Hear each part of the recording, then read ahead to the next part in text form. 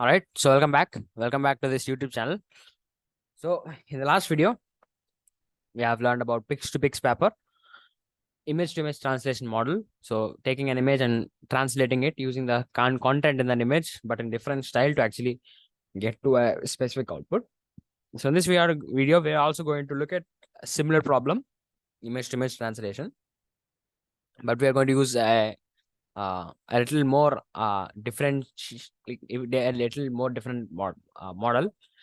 Right, so we're going to solve this problem by using a different solution, a different approach. We're going to take different approach, a little different approach. So the model that we're going to use here is called as cycle GAN, because there is some type of cycle loop. So I'm going to show you the inputs and outputs. What like during the inference time when you are using the model after it is trained, what can be the inputs and outputs that you can give and get. For example, like these are some of the problems that you can solve, and of course you can generalize them. These are just generalized versions. You can actually use them for different things. So this paper is actually launched at 2020. So 24 August 2020. So pretty like a relatively new paper compared to the other paper that we have read. So the as you can see here, for example, you have a Monet painting. A painting, for example, Monet. I think let me just look up what is Monet. I think I have heard this name, especially in like drawing and all that, but I really have no idea in paint. So yeah, he might be a man who is probably an artist. Yeah, he's an artist. Right, so let's say let's say we have painting by Mr. Monet. So we could actually convert them into actual real photo that might look like an actual photography. And we could also not only do this, but we could give a photo and make it to be in the style of Monet. Like that is definitely possible, like using the same data set. And then we have also this, we can convert a like photos of zebras and to make them actually look like horses. Yeah, I mean, cool, right? I mean, you could see, like, if I can zoom in, you could see there are some stripes there. Yes, there are there are some features carried out. And then again, we have another data. Let's say if horse to zebra, we could also do that. And summer to winter, given an image that is taken in summer, we could actually convert that into winter, and given summer to winter, winters to summer also. And then yeah, photograph to Monet and all that. You could also do that, right? So after giving this problem also, you could say that we could use the pix to pix paper, like pix to pix model, pixel to pixel model. But the key problem here is we are going to use unpaired images. So this is not a supervised learning problem. Like you might have thought, we are not going to have XY pairs. We are not going to say we get an input and this is the output that we should give. But this is also an unsupervised problem because there are no pairs. I'm going to just elaborate what that is in just for like just some time, for like just a minute. Let's see what that means. Right, so we are going to have, let's say, images of horses, many images of horses. So these circles are actually images, right? So and then these are images of zebras. So what we're going to do is we're going to have random images of horses and random images of zebras. So they don't have to be these values. So this value will not be in the training data set. Like the same content will not carry it out. So we are not going to have XY pairs, but we're going to have random sets of both the images belonging to separate distributions. So we're going to have images belonging to bunch of distribution and another set of images belonging to another set of distribution. And then our goal is to actually take in an image like this, maybe from one distribution, from distribution A, let's say, and convert them into a distribution B, and holding the same content based on the content and making the required changes. We should actually do that, which is like a pretty new different problem, as we don't have pairs, right? We are not going to have the same image in the training data set. So therefore we have to figure out a way to do that. Again, we don't have to, of course, we have optimization, right? Optimization is our friend. So we could use deep neural networks and actually train them. So we are going to discuss about the architecture and some details about this model, right? So we can just read here. Image to image translation is a class of vision and graphics problem where the goal is to learn the mapping between, okay, all that. And our goal is to learn a mapping X to Y, okay, from two different set of distributions, right? So such that the distribution of images from G of X is indistinguishable from the distribution Y using adversarial loss. We are going to use adversarial loss. We are going to use a deep learning model discriminator, sorry, my bad, to actually make it indistinguishable for the discriminator to actually predict, right? And then actually go out here, actually see how that works. Again, what we are going to do is I'm going to go through the theory just in just a minute. I'm going to see. So we are going to have like this diagram is very important here. So let's say we have XY images, right? XY sets of images. And so we're going to have XY sets of images, like two random sets of images from let's say a distribution. So what we're going to do is we're going to use a generator, right, to actually take this X and predict a Y. Sorry, so I'm going to change my word. In just a minute I've used as XY pairs, but no, this is the input and this is the output. For example, X belongs to a distribution A. For example, X is an image of horse, and the distribution Y, the whole distribution of Y is the image of zebras. So what we'll do is we'll take this X image, for example, the image of horse, and we'll give it to the generator. So ignore all the F here and dy also. So we're going to taking an X and give that to a generator, which uses CNN and some architecture, maybe CNN transpose and all that to actually predict Y. Y is a transformed image of X that will look like that it belongs to the B distribution, right? So we're going to have B distribution. In this case, it is zebra distribution. X is the horse distribution. So this Y image, we want this Y image to be equal to, or the generator wants this Y image to look similar to this Y distribution, right? So that is the goal. So it will be generating an output Y. And then what we are going to do is, right, just so I'm going to tell why we are doing this. We are going to create another generator model F. F is also going to be a generator model.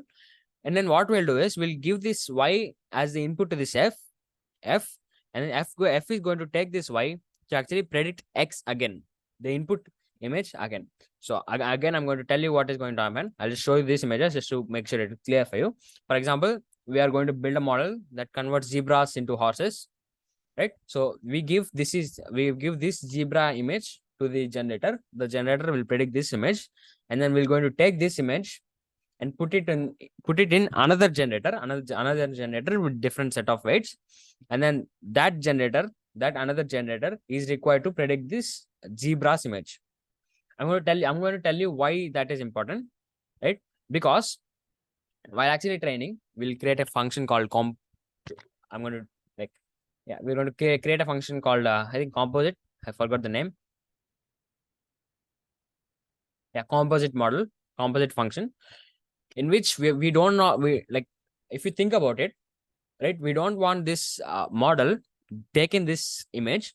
We don't want the model to actually predict a very new image with horses or animals at different positions. We don't want the horses, like we want the position and size of the horses to be similar to the image, right? Here also we want the positions to be similar as the input. So therefore, to actually preserve the content, to actually preserve the semantic content, we'll actually use this another generator to actually make sure that the generator is not actually predicting a new image, right? The generator, like we want to make sure that the generator preserves the semantic content without predicting a completely new image, right? I'm going to tell you how that is. So we're going to take this image into the generator. The generator is going to predict an image. We're going to pass that to F, and the F is required to predict this image, because we want this all the content in this. If you think about it, let's say we have some contents, we have some big circle here and small circle here. We want the same big circle and small circle here, or at least some type of information about this image should be actually carried to this output, because that is the thing, right? We want the animals to be in same positions, whether it is zebra or horse. We want them to actually have the same semantic content. So therefore, the generator has to preserve this content for the generator F to actually predict the first image again. We are going to do we are going to follow a very nice intuitive way to actually develop that in our code. I mean, that is a very nice way. You can understand everything what is going on in that in just a minute. I'll go through the code. First, we're going to cover the theory. So what is it? Where is the image? So yeah, so we are going to have that. And then we are going to have another loss function called consistency loss, right? That makes sure that, right? So this consistency loss is going to make sure that this image that is actually predicted by the generator F, given the output of generator, we want to make sure that this image is similar to this image, because of the state fact that we want semantic content to be transferred from the input of the generator to the output of this generator, right? And then we are going to have let's say I think MSC or MAE, both are similar, pretty similar, right? That is the thing. So we want we want the f of g of x to be as similar as possible to x. F of g of x being the output of this f generator, which is a prediction or a a probability prediction for or image prediction for the actual input image, right? And then we'll do that. So that is cycle consistency loss.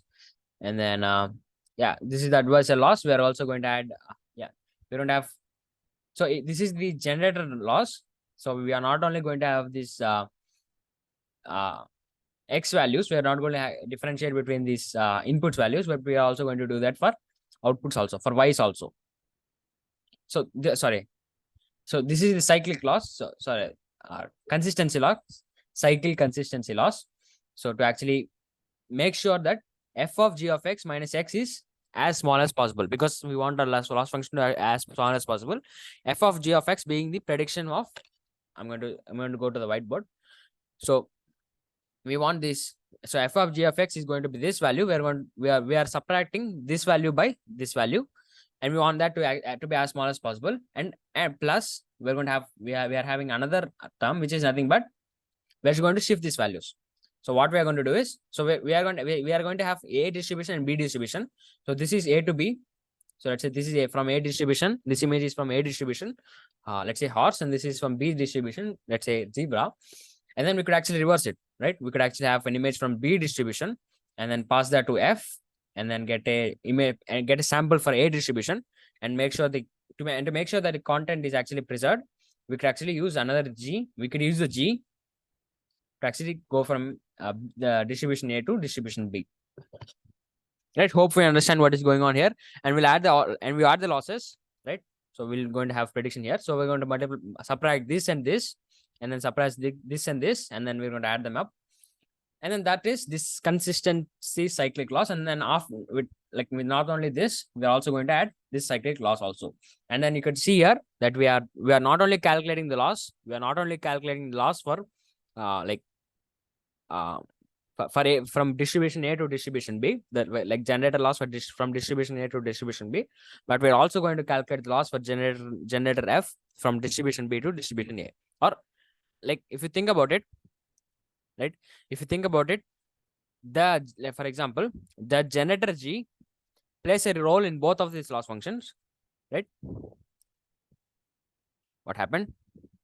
So if you think about it, the generator here plays a role in both of these operations for G and F. So then the generator is required to not only hold the semantic coordinates, but also being actually predict from this to this. So the generator, in these cases, the generator play a role in both of these loss functions. In the same way, F also is going to play a major role in both of these loss functions. So that is the thing, and we'll update all of these gradients. And while programming, we have as I've told you before, we followed a very good method to actually do that. And then this is the paper, by the way, and we have the results, right? Input, ground truth, right? We could actually have very good images. So let's say this is the input image. So they have experimented with different types of GANs: by GAN, co-GAN, feature loss GAN, sim GAN, pix to pix. Yeah, so pix to pix, we have pix to pix. So essentially, these are not that very good GAN as if you think about it. Like their outputs are pretty garbage, except for cycle GAN and pix to pix. I mean, like both are performing good, right? Both of these models are performing good, but I think pix to pix has better clarity, right? So that is what pix to pix is known for, because we have done what we have done in the last video. And another details that I want to mention here, that I want to highlight here, is in the cyclic GAN also, in the discriminator part, we are going to use a we're going to use patch GAN.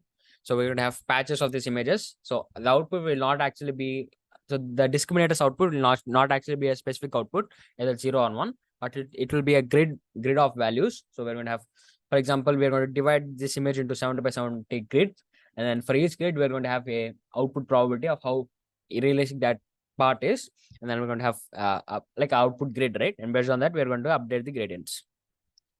So that is the real little theory. And I mean, like, I haven't covered most of the theory.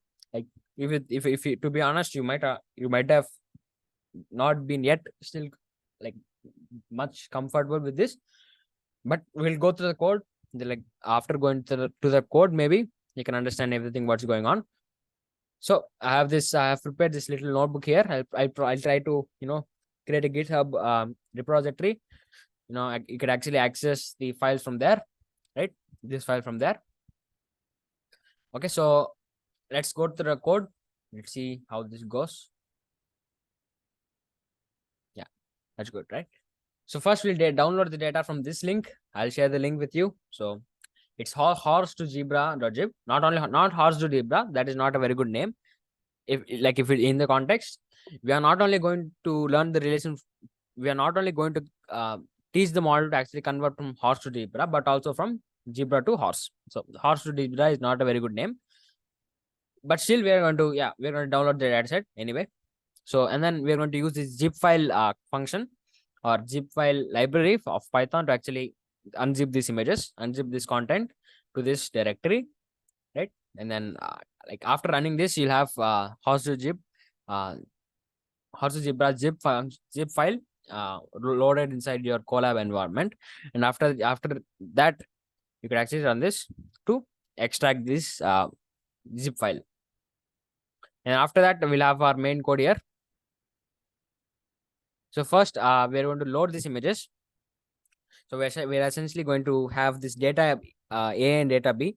So data belonging to the distribution A and data belonging to distribution B.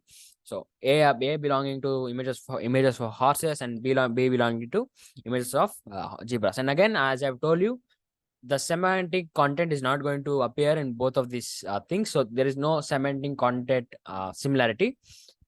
Like they are just random images, and then we are just going to perform this to actually make sure that semantic content actually pass through. Right? That is why cycle can actually use to actually preserve semantic content, and then apply the style, right? Apply the style to actually like we have the last function, right? We'll just apply the style to make sure that they belong to that specific distribution. Now let's build our like the main model. So I have this one huge cell which contains all of the code. I'll try to provide as much context as I can with the best, probably a very good explanation. I have to do my best to give you a good explanation. So we have imported our necessary libraries. Random, we'll import random. We'll import load from NumPy to actually load our images. We'll import zeros, ones from NumPy to actually create matrix of zeros and ones. And as array, randint, Adam optimizer from Keras optimizers. We'll import random normal to actually initialize our weights. And then we'll import keras.models.model to actually build our model, models, or to actually create layers inside this model. And we'll import some of these layers. We'll import input layer, convolutional 2D layer, con 2D transpose layer, leaky ReLU layer, activation layer, concatenate layer, batch normalization layer, and we'll also import pyplot from matplotlib to display these images or the accuracies. So first, let's build our discriminator. So these are all the like packages or libraries that we'll be needing for this project. And then first we'll define the discriminator model. So again, I'm really sorry. we are not going to train this model. This also, it almost took 31 minutes for just like very probably like 7 epochs or 7 steps. It took like 31 minutes. I mean, it's too heavy for us to actually run it here. And because like cycle GAN is like competitively, I think pretty costly because we have a lot of operations, right? I you know what, I am actually thinking of buying Colab Pro subscription for 1 month, and training all of our models from text summarization and all that. I'll probably do that in the future. I'll probably buy Colab Pro and maybe work with good GPUs. All right. So first we'll define the discriminator. We'll use this function. We'll create a function called discriminator, which takes in the image shape, and nothing new here. We're just going to going to create a random normal with a standard deviation of 0.02. So with less standard deviation, right? And then we're going to have input. We're going to create this input shape, input layer to actually take this input. So the shape is going to be input shape, and then we'll like we have this notation here. Like before every convolution layer, I have put this notation, which means like C64 means 64 convolution layers or kernels, right? 64 convolution kernels. So first we're going to have 64 convolution layers with each with a size of 4 by 4 and the stride of 2 by 2 and padding. We are initialized. We're going to have padding, and then we're going to have we are going to use kernel initializer to actually use this init to initialize our weights, which are of course going to be random, right? I'm going to use leaky ReLU with an alpha of 0.2, and then we're going to have after that we're going to have convolution layer again with 128 kernels, 4 by 4 strides, 2 by 2, and padding and initializers. And then here we are going to use batch normalization. We're going to perform batch normalization or like over all of these values, just to prevent overfitting and also like make the training more stable. And then we're going to have leak ReLU after this batch normalization, and then again convolutional 256 and 512 and 512, and yeah, nothing new. And after finally we're going to have this convolution layers as the output. And again, I want to remind you that we are using patch GAN, so output is not going to be a binary value between 0 and 1, but it will be a grid of values, because we're going to have, for example, split this image into 70 by 70 grid, and for each grid we are going to have a prediction of how realistic that specific grid is predicted by the discriminator. And then we can actually create the model object with the inputs and outputs, give the inputs and outputs. And then we're going to use MSC loss to actually update our weights. And then we're going to use Adam optimizer with a very small learning rate. And we're also going to use beta. And then the loss, yeah, so that's it. And then we're going to return the model, right? So I think what is this loss weights? Let me just go through Google. I think I have made a mistake error here.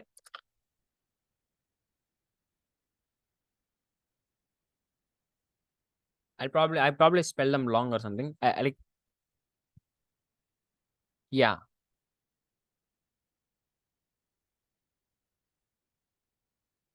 Yeah, I think there are some hyper parameters. Like maybe there are some hyper parameters inside loss weights. Or like anyway, we'll just move on because we're not training now, right? So when we are going to do that in Google Colab Pro, I'll probably check that if there is a problem or something. I don't think there is a problem. Like maybe that is some hyper parameters. Regarding last model, I'll probably do some research. I'll do my research why that came in there. So again, and after that, after we have developed this function of the discriminator, we will be developing the resonant block. Right, we're going to have residual network connections. And again, one more important detail is that we are not going to be using UNet. We are not going to be using UNet architecture. I don't know why, but we could try. I mean, like we could have residual connections, all that and all that. But okay, no problem. We'll like if you think about it, it is somewhat in the style of an unit. We are going to have convolutional 2D layers and then transpose layers, but not specifically unit, like the number of layers and all that. But like it might work. It might work. Right? I think unit is better. I think I have actually experimented. And unit gave me a little better results in terms of like the quality, like how good that generator is. So we are going to create resonate block. So for convolution layers, So essentially, we're going to keep these values and concatenate G and the input layer. So we're going to perform two convolution layers, and over all these convolution layers, we're going to like after getting the final G here, final G output, we are going to add that to with the input layer, the input weights, just to solve the problem of vanishing gradients. We don't just to make sure that we don't encounter with the problem of vanishing gradients. And then now we could initialize our generator, which takes in image shape and a number of resonate residual connections that we'll be needing. And then we'll be using again random normal to use to randomly initialize our weights.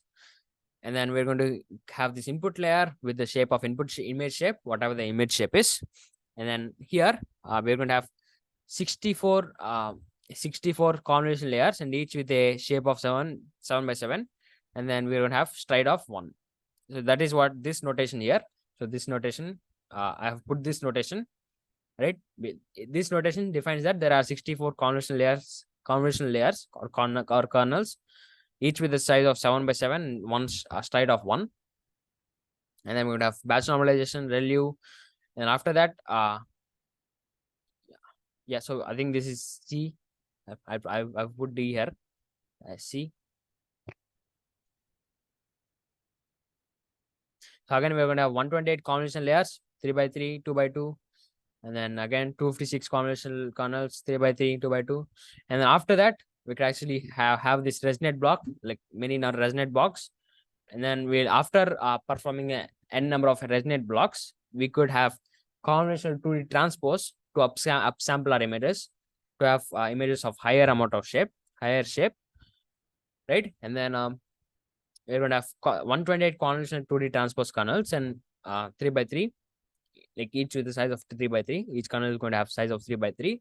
And then we're going to perform batch normalization, and then activation again, ReLU activation. And then again, we'll perform convolutional 2D transpose again. And then for the final output, we're going to have we're going to perform like convolution 2D 2D output. And we because we have like RGB values, we're going to have three outputs, like 3 channels as outputs, each with and we're going to the shape of the kernel is going to be 7 by 7, right? And then we're going to have batch normalization and tan edge activation for the final layer. And then we could just define a model with the input image and output image being the output of this convolution layer, final convolution layer. And now we have built the general discriminator and generator. So we have built the final discriminator and generator, right? So now we could define our composite model, like the actual composite model, like for A to B generator, and both for A to B generator and B to B A generator. Again, the dog is barking.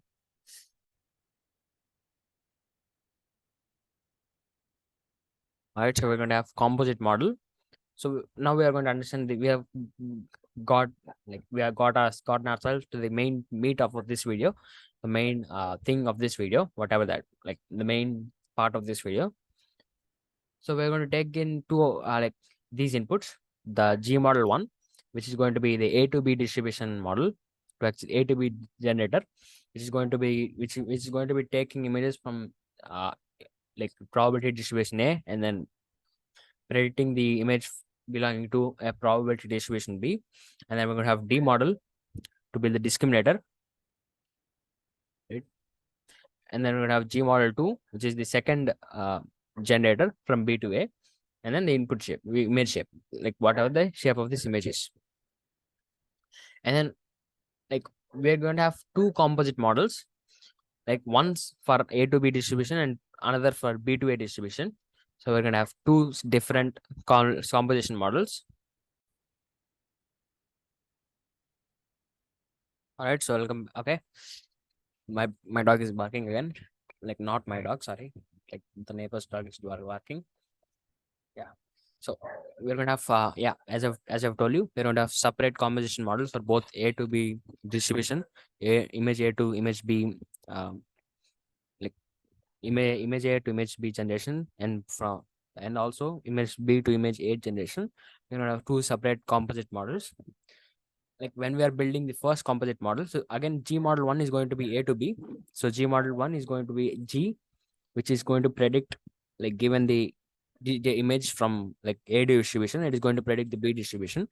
In this case, where we are dealing with the problem of horse to zebra, so G model 1 will take in the horse image and predict the zebra image, and G model 2 is going to take in the zebra image and predict the horse image. And then D model here is going to predict how good our image is, how realistic our image is. So as you can see here, as we are like like the first model that will be the input. For example, we're going to have like horse to zebra also, we're going to have separate the composition model, and then for zebra to horse also, we're going to have separate composite model.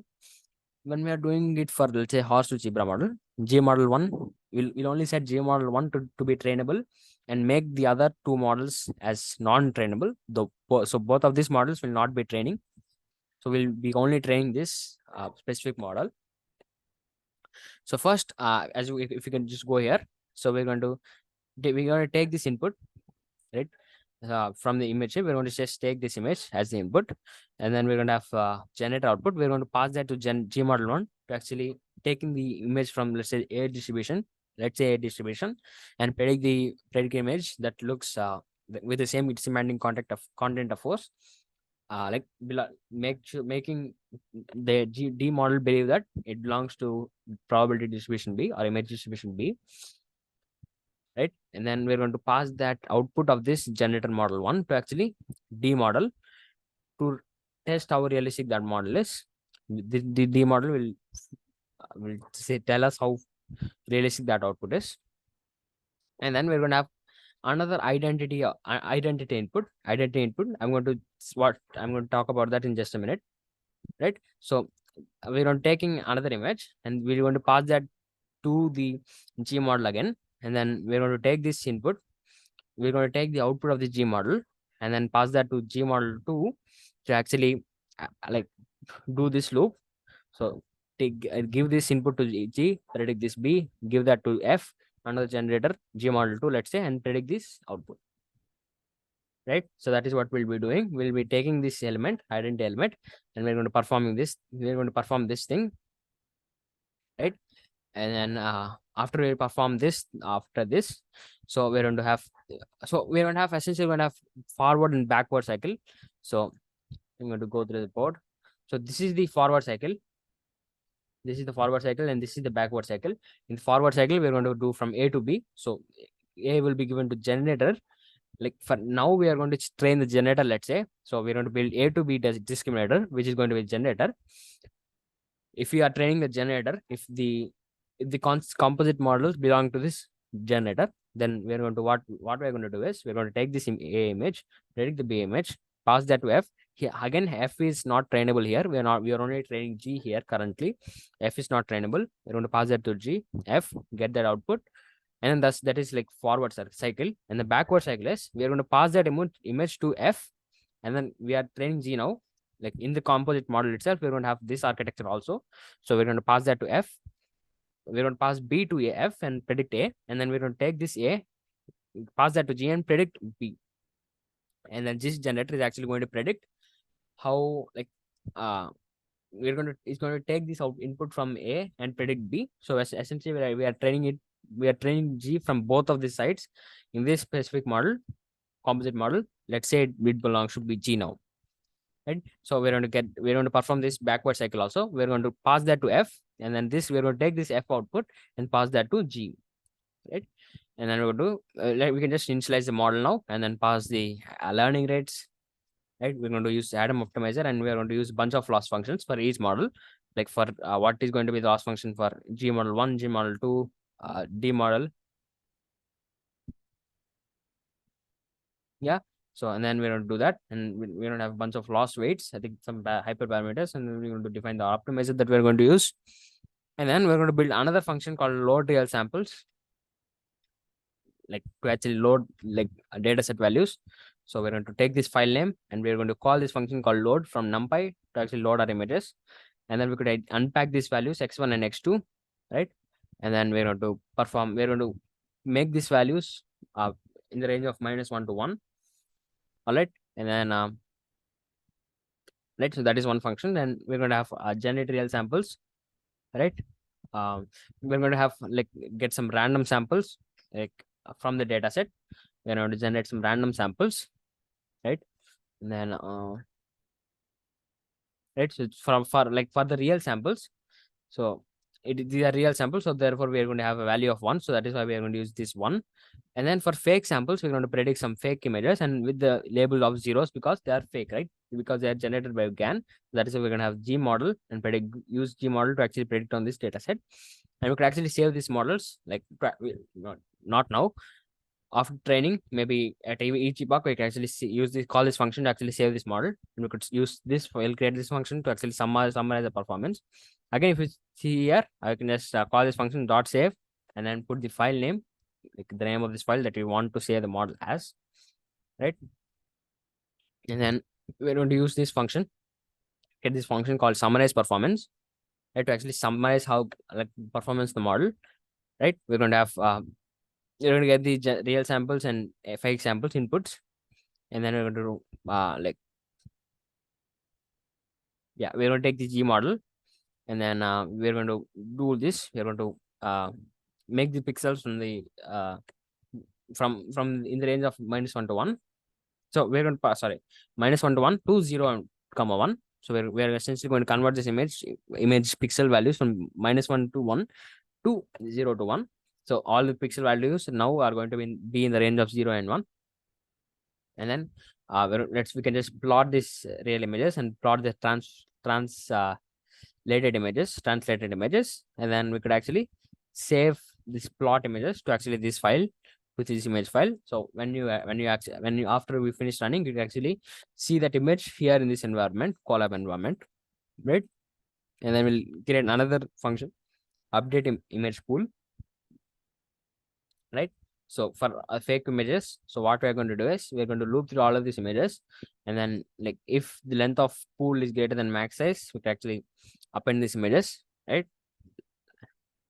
Just for storing these images, we'll use that function. And this is the main training training function that we could use, right? So these are the outputs: D model A, D model B. So D model A will take the input of A.